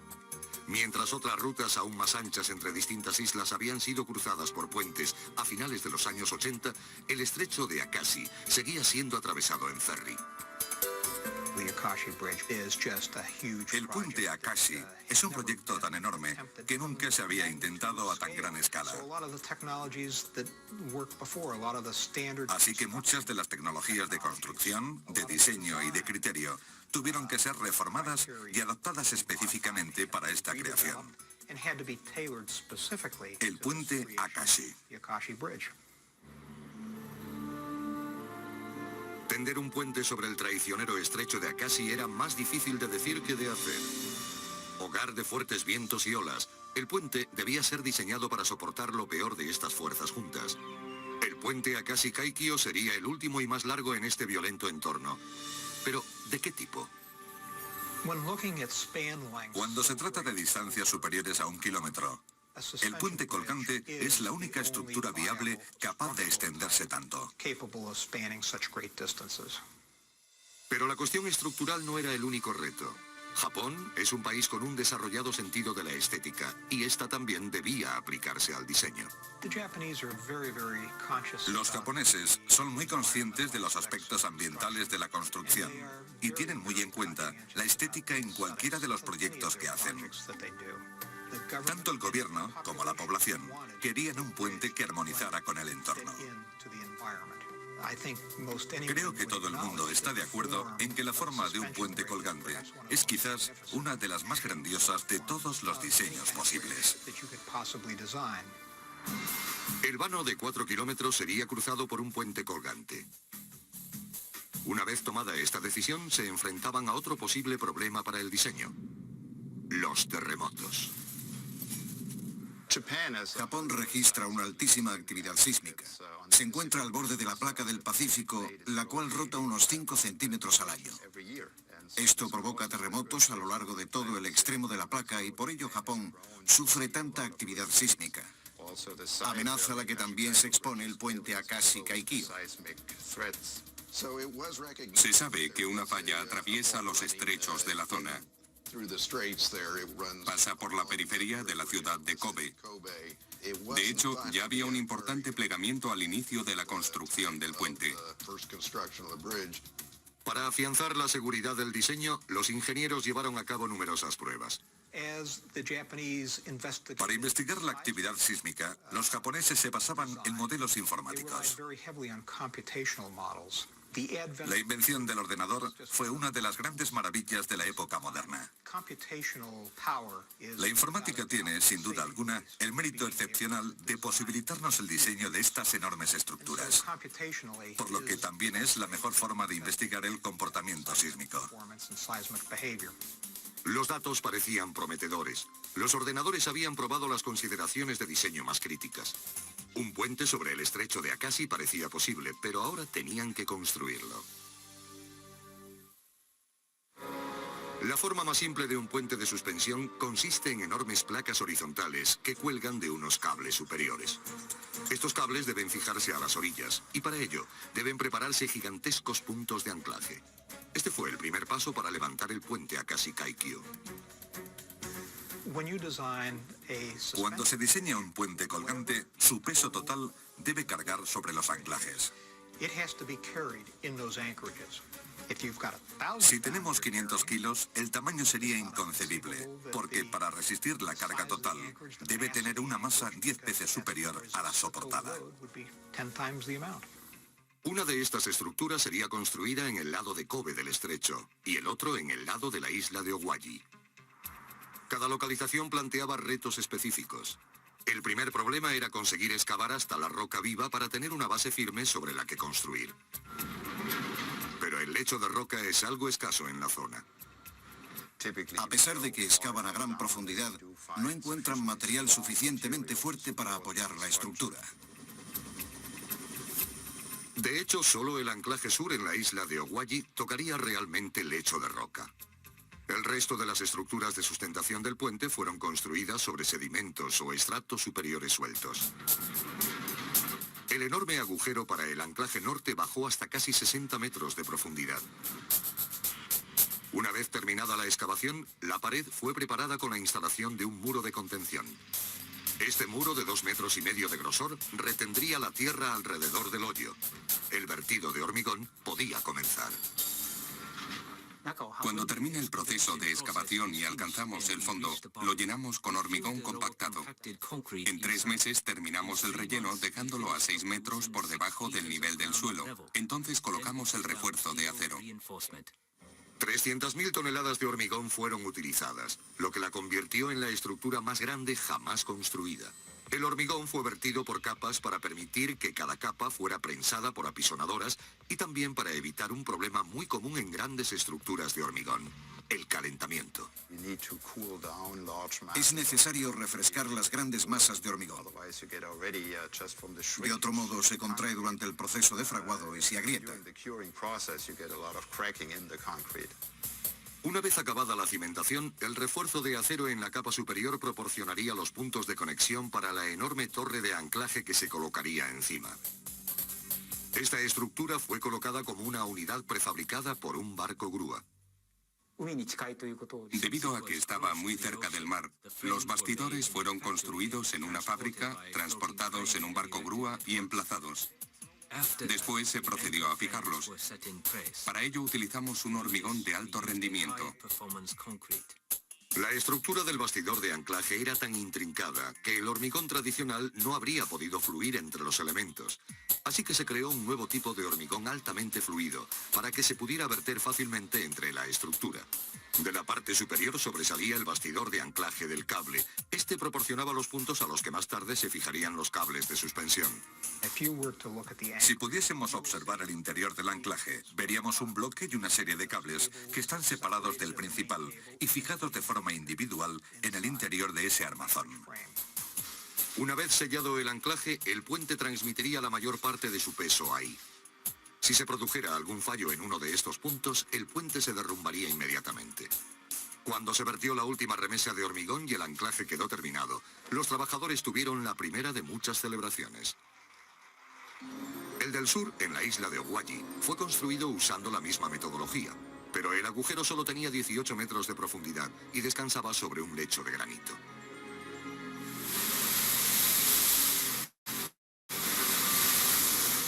A continuación, lejos de la seguridad de la orilla, venían las torres. Solo las torres del puente Akashi Kaikyo requerían a dos grandes empresas constructoras cada una. El diseño de los cimientos de ambas, que debían colocarse a 60 metros de profundidad en el canal, sería crítico.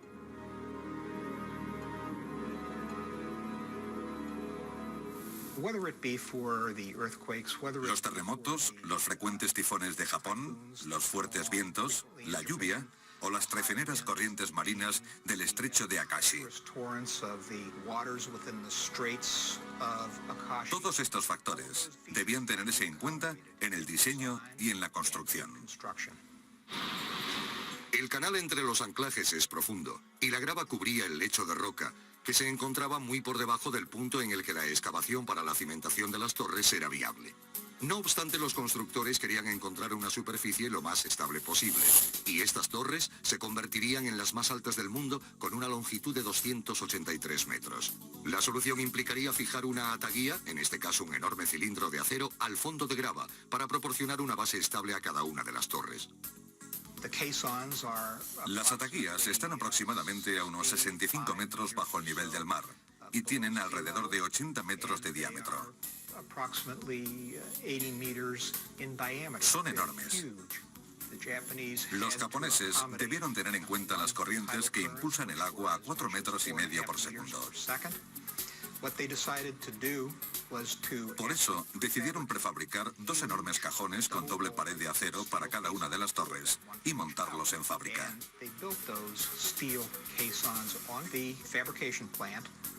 Cada caja hidráulica de 19.000 toneladas sería hundida y rellenada de hormigón para proveer una base firme.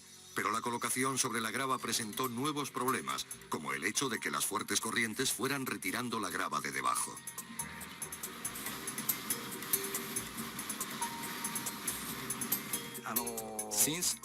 Yo sabía que prevenir el decapado era el mayor desafío, así que hicimos unas pruebas de nivel 3 con modelos a escala 1:100 durante casi 3 años. Como resultado de las pruebas, decidimos instalar como medida de antidecapado una escollera de 80 metros de anchura alrededor de la ataguía. Escollera es el término utilizado para una obra hecha de piedras que rodearía la ataguía en el fondo del mar. En primer lugar, se extraería la arena del fondo mediante una draga tradicional.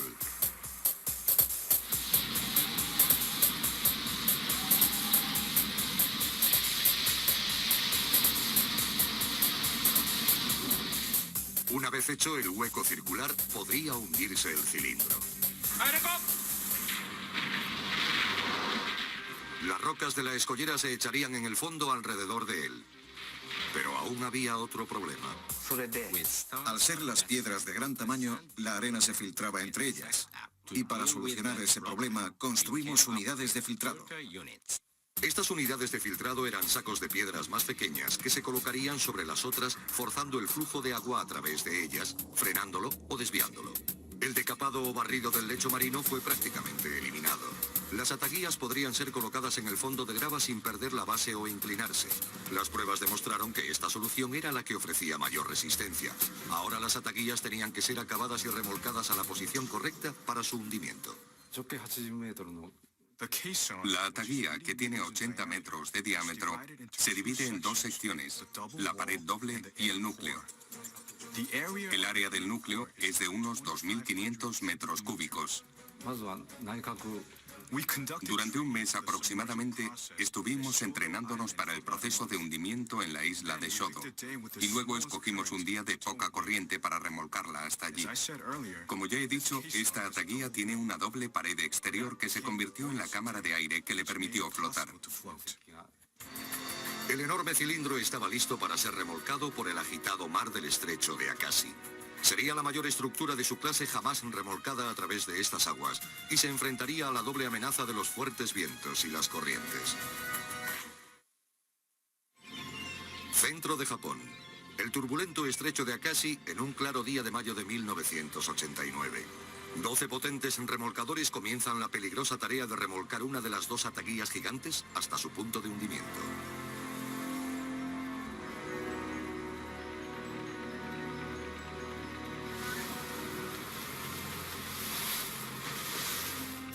Una vez centrada sobre el lecho marino ya preparado, fueron fijados unos cables especiales entre la ataguía y grandes anclajes en el fondo. Estos anclajes habían sido dispuestos de forma circular alrededor de la fosa y ayudarían a guiar al cilindro hasta su posición correcta a medida que se hundía. Conectamos la ataguía a unos cables fijados a unos anclajes dispuestos en el lecho marino de casi 1000 toneladas cada uno. Fue todo un logro en sí mismo, porque se trataba de una especie de corcho flotando en el agua que había que colocar en un lugar específico. Así que mediante GPS y otros sistemas de posicionamiento, lastres y pesos, lograron hundir lentamente la ataguía hasta el lecho preparado. Comenzamos el proceso de inmersión a la mañana siguiente cuando la marea estaba baja. Lo que hicimos fue bombear agua al interior de la ataguía para que fuera descendiendo.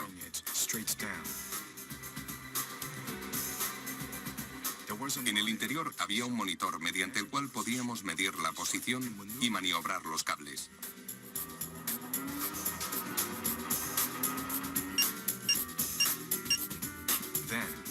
Cuando se encontraba a 1 metro del fondo marino, la hundimos con un error de colocación de 2 centímetros. Por fin la enorme ataguía descansaba en el fondo del mar. Pronto le seguiría su compañera en el extremo sur del canal. Ahora debían hacerse los preparativos finales en el lecho fangoso que cubrían.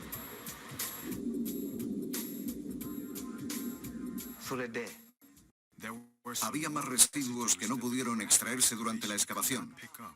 Después de sumergir la ataguía, utilizamos un robot subacuático llamado Airlift para aspirar algunas piedras y escombros. Pero una vez asentada firmemente en el fondo, la enorme lata tenía que ser rellenada con algo diferente a agua para hacerla más pesada. Una vez que la ataguía estuvo en su lugar, se extrajo toda el agua y fue sustituida por un hormigón especial subacuático. Esta era una nueva forma de trabajar para los constructores de puentes.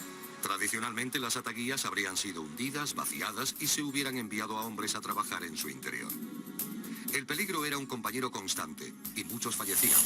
Pero esta ataguía había sido hundida sobre un fondo marino preparado y lo único que entraría en su interior sería este hormigón especial. Pero debido a que la estructura sería sumergida, los japoneses necesitaban un hormigón que pudiera asentarse y fraguar bajo el agua. Enormes plantas de hormigonado fueron trasladadas por barco hasta la ataguía. Los ingredientes fueron mezclados y luego bombeados en el interior para desplazar al agua. Cada capa vertida acababa con casi todos los materiales del barco. Así que mientras la mezcla se endurecía bajo el agua, los equipos de construcción aguardaban la siguiente marea favorable. La espera media era de 2 semanas.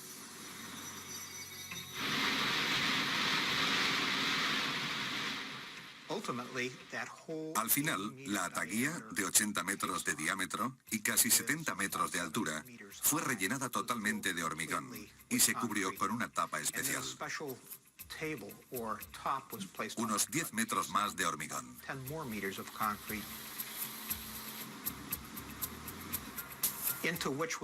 Ahí se fijaron los cimientos propiamente dichos. Con las bases de acero ancladas a la tapa, comenzó el levantamiento de las torres.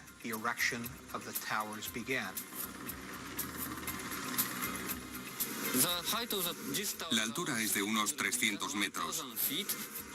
Uno de los aspectos más importantes del diseño de esta torre es la resistencia al viento.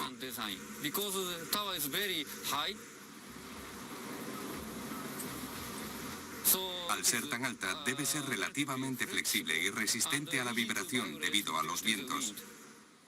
Se estudiaron muchos diseños de torres, pero el elegido fue el llamado cruciforme, en el que unos tensores en forma de X aguantarían las aberturas entre los soportes verticales. Su propósito es la estabilidad aerodinámica. Era la estructura más adecuada para soportar la gran fuerza de los vientos de la zona. El diseño de la torre también debía tener en cuenta un importante factor. Ambas edificaciones debían ser capaces de soportar los frecuentes y a menudo potentes terremotos de Japón. El punto de vista sísmico es uno de los más importantes a la hora de construir las torres, porque si los cables, que son el soporte de la torre, fallan, estas se sobrecargarían y el acero de la base se deformaría por pandeo. Así que diseñamos estas estructuras considerando estas condiciones extremas. Las torres de 280 metros se prefabricaron en 12 factorías de Japón. Debían encajar a la perfección, por lo que la cooperación resultó crítica. Las tolerancias debían ser muy precisas para mostrar una estructura verdaderamente vertical. El eje de la Torre 1 se compone de 30 bloques verticales. Ambos lados de los bloques están pulidos. Porque una de las cosas más importantes de la torre es la exactitud vertical. Cada uno de los componentes de las torres fue trasladado al sitio mediante un enorme barco grúa. Utilizamos una gran grúa de 150 toneladas de capacidad y con ella fuimos colocando bloque a bloque.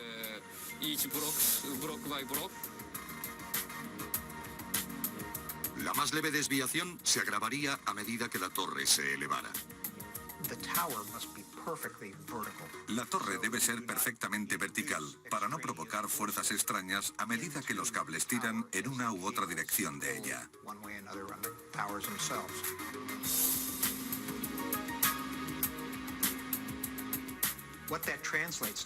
Eso se traduce en menos de 3 centímetros fuera de la perpendicularidad a los 280 metros de altura.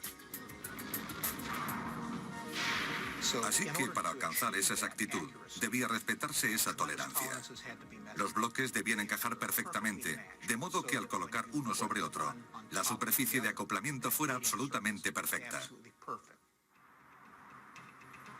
A medida que avanzaba la construcción, los ingenieros tenían que comprobar el ajuste de cada uno de los bloques de la torre. Se utilizaron medidores, unas pequeñas láminas que intentaron introducir entre las superficies de los bloques en contacto, pero no se podía. Básicamente, la separación entre los bloques debía ser inferior al grosor de un naipe para la inspección. Si no, el bloque era devuelto a la fábrica para volver a ser pulido, pero ninguno lo fue. Así de exacta fue su fabricación. El tiempo, sin embargo, no fue tan complaciente.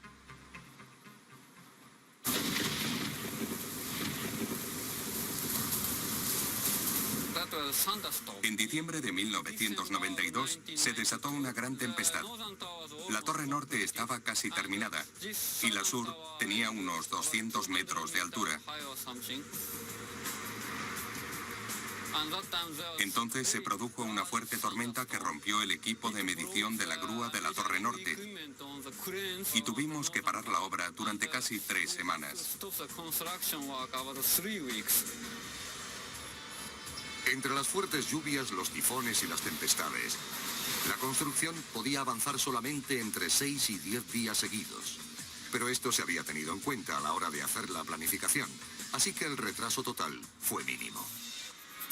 La silueta de la torre no tardó en recortarse contra el horizonte del estrecho Akashi, pero se utilizó un dispositivo muy importante para asegurar que permaneciera allí. Decidimos colocar una masa de protección dentro de la torre. Esta es una de sus características más importantes. Estas masas de protección son grandes pesos que contrarrestan la fuerza del viento o fuertes cargas sobre el puente. Con la entrada constante de datos en los ordenadores, conectados a sensores repartidos por todo el puente, los contrapesos pueden moverse en una dirección y frecuencia que compense el balanceo inherente a edificaciones altas.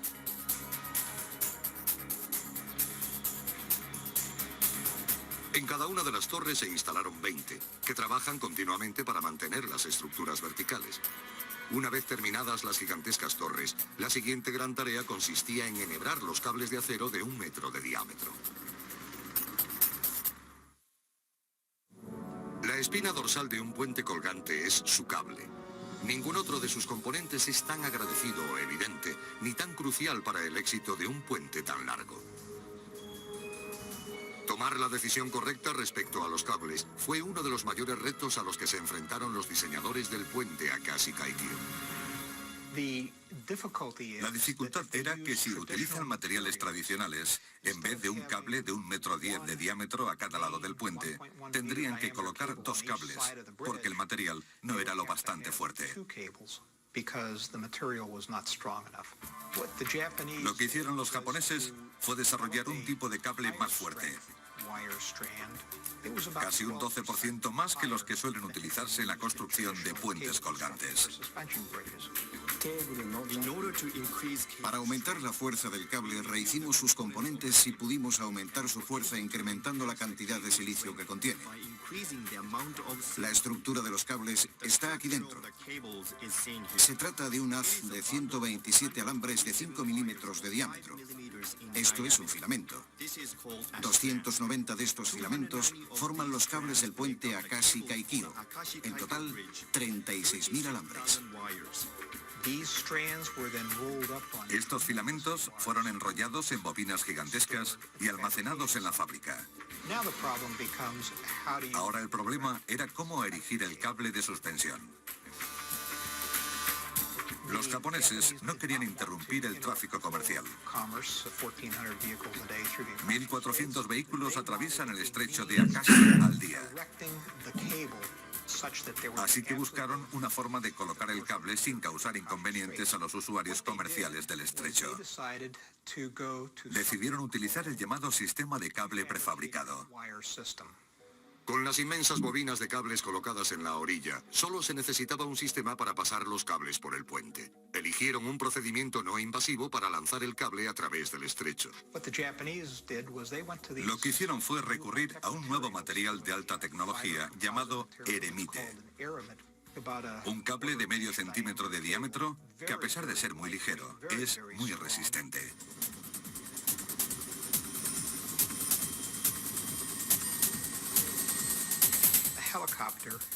Desde un helicóptero llevaron el extremo del cable desde el anclaje a la primera torre.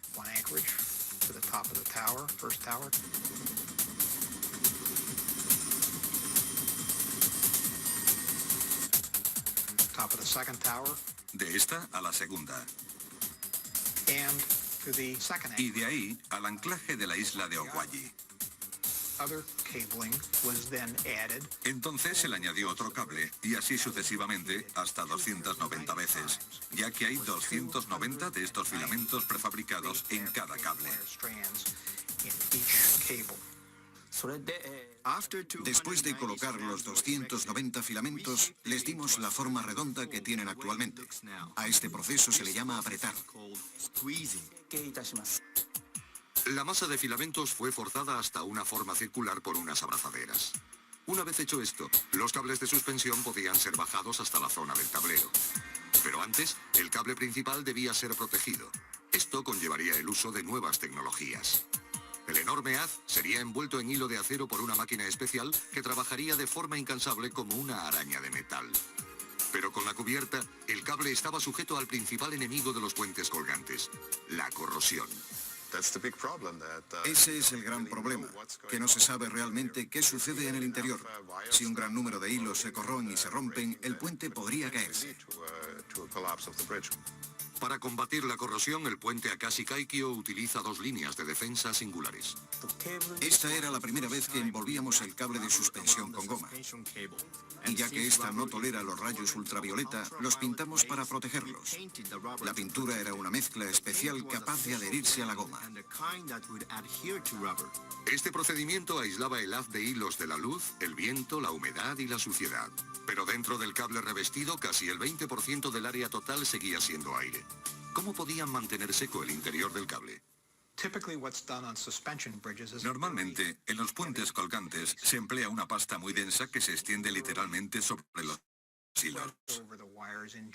Se inyecta en los cables y rellena ese 20% de aire. Los japoneses querían controlar la humedad porque su ausencia evitaría la corrosión. Por ello, decidieron diseñar un sistema deshumidificador. Bombear aire seco a través del cable principal, que recorre más de 4 kilómetros de un anclaje al otro. Este aire debe ser bombeado a través de los cables principales las 24 horas del día, todos los días del año. En este aspecto, más que en cualquier otro, el mantenimiento es crítico. La inspección del cable no es sencilla. La hacemos mediante termómetros e higrómetros. Siempre estamos comprobando el interior del cable. Y mantenemos la humedad relativa por debajo del 40%. Esto es algo realmente único e ingenioso, porque el control de la corrosión de esos cables supondrá un enorme ahorro público. Aguantarán 75, 100 o 150 años más de lo habitual en este tipo de cables. Extendieron los cables a lo largo del puente y luego fueron fijados a los anclajes. En el interior de la torre de fijación hay un bastidor receptor para los hilos que están sujetos de forma independiente. No enganchamos los 36.000 hilos a un mismo punto. Colocamos un cierre al final de cada mazo. Así cada uno se une al anclaje por separado.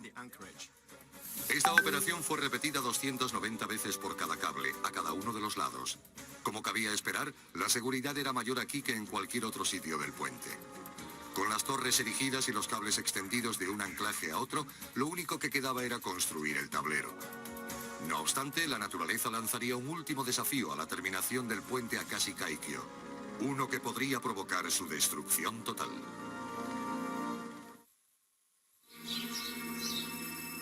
...17 de enero de 1995. La ciudad de Kobe es sacudida por un terremoto de magnitud 7,5. Al anochecer, 5.000 personas han muerto o desaparecido. 26.000 han resultado heridas y la ciudad está en llamas.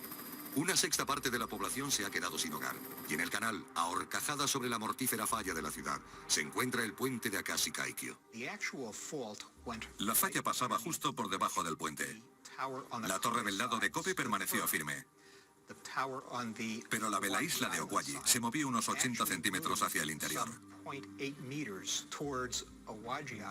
Incluso el anclaje de la isla se desplazó 1,2 metros. Se trata de un tipo de falla llamada de desgarre, un corte vertical en la corteza, entre dos placas que se desplazan horizontalmente. En este caso concreto, parecía haber dos fallas. Una que se extendía hacia el interior de Japón a través de Kobe y otra que se extendía hacia la isla de Owaji. Y ambas venían a coincidir debajo del puente. El epicentro del terremoto, donde empezó la ruptura, estaba justo debajo del puente. Una vez terminadas las operaciones de rescate, la atención se centró sobre el puente Akashi-Kaikyo. Todas las pruebas se habían basado en temblores de magnitud 8,5 y a unos 160 kilómetros hacia el interior, pero nunca se había probado con un temblor originado directamente debajo de él. ¿Se habría hundido la ataguía en el fondo del mar? ¿Se habrían dañado las torres desplazadas ahora más de 1 metro? ¿Podría terminarse el puente?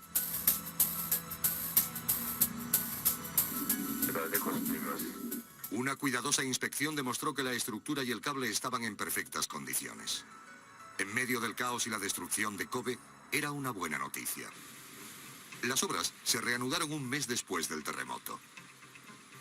En febrero de 1995 era hora de construir el tablero. También se haría por tramos, como los muros de la torre. Cada sección fue prefabricada en tierra y colocada cerca del puente.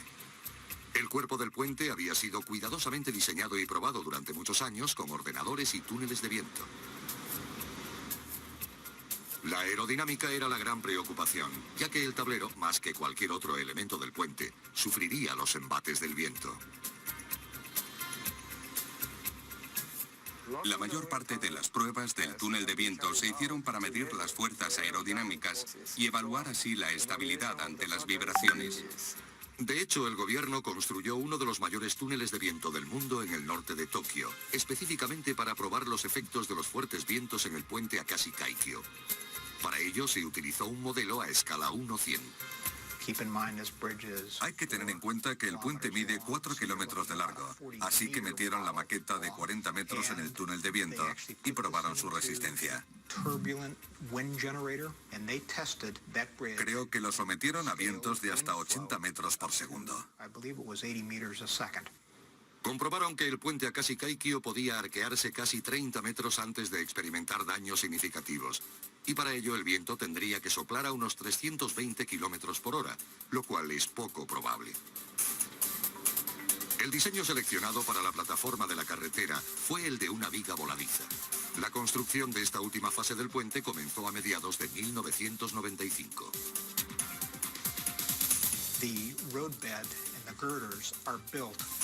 El tablero y las vigas se montaron desde las torres hacia afuera, de modo que a medida que se colocaban las pequeñas secciones, se le iban fijando los cables de sujeción.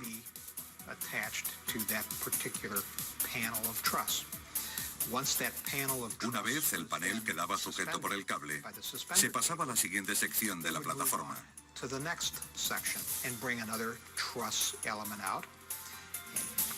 La cual se colocaba partiendo del segmento instalado previamente.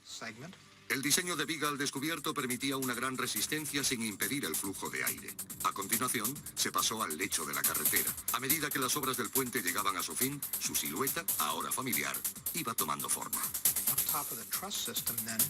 Sobre el sistema de vigas había que colocar una cubierta que básicamente consistía en una plancha de acero sobre la que se aplicó una capa de varios centímetros de asfalto. Y cubriéndolo todo, otra capa de asfalto epoxi especial.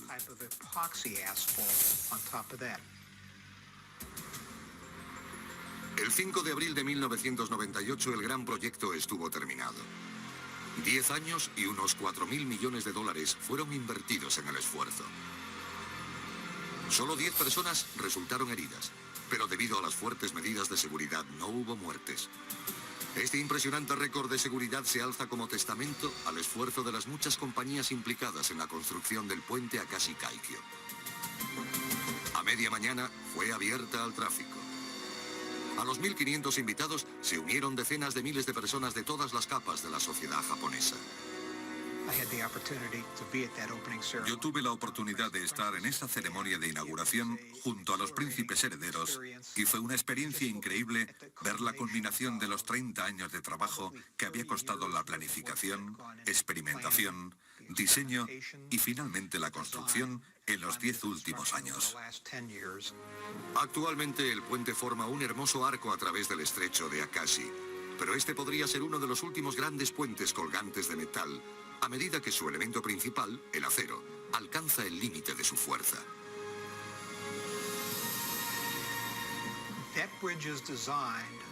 El puente está diseñado para que el 90% de su peso se soporte a sí mismo.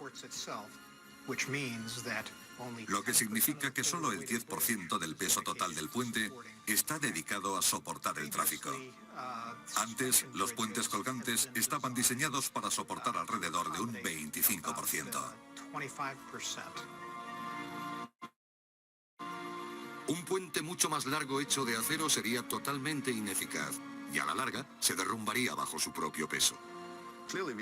Está claro que necesitamos materiales más fuertes y ligeros, ya que lo que buscamos es reducir el peso del propio puente para abarcar tramos más largos.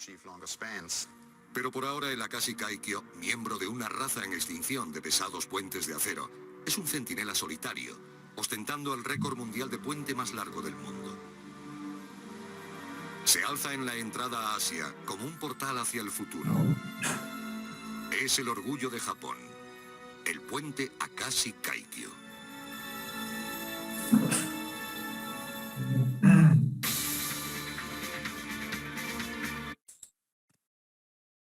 Bien.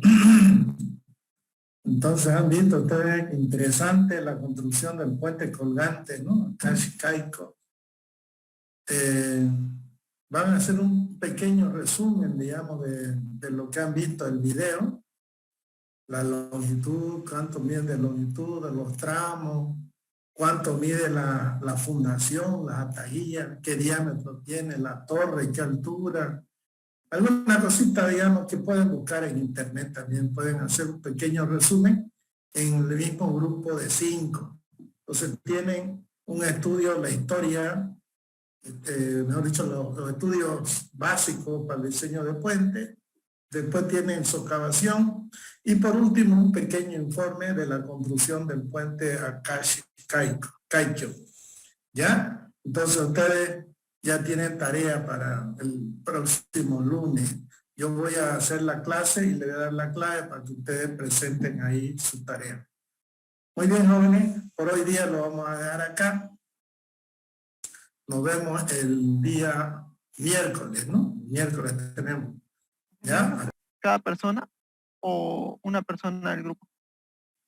Pues no solamente va a haber un informe con 5 participantes.